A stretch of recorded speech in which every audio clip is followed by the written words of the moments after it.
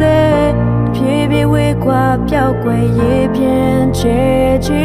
တယ်မဲတိုင်းငါရဲ့ဖြစ်လို့ပဲပြန်တွေ့ချင်လေ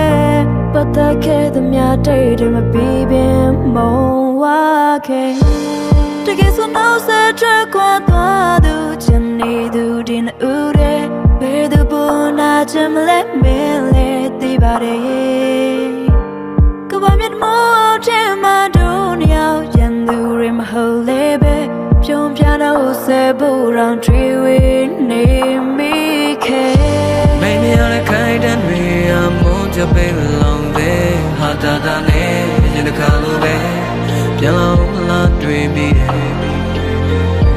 လမ်းခွဲပြီးသုံးလာပြေးတာတော့နေကတိုင်းလိုပဲဘယ်လိုနေလဲပဲချင်အိမ်လဲ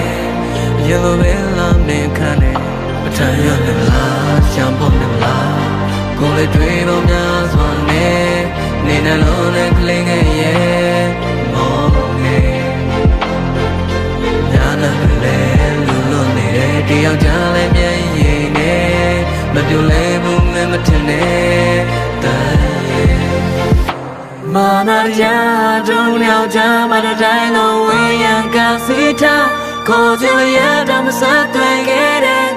favorite ကိုတည်းများကိုရိုးရောင်ရဲ့ကြောင့်ကိုတရားပုံပြီးတော့တည်တယ်မဟုတ်ဘူးလားသူချင်တဲ့ခိုင်တလေးတွေပြောင်းမှုခဲ့ကြရမလား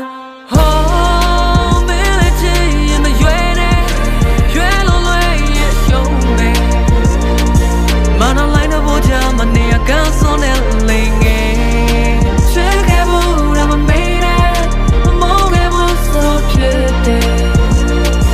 ကိုတို့ချစ်ခဲ့ကြတာနားလေးမဟုတ်ခဲ့ပဲ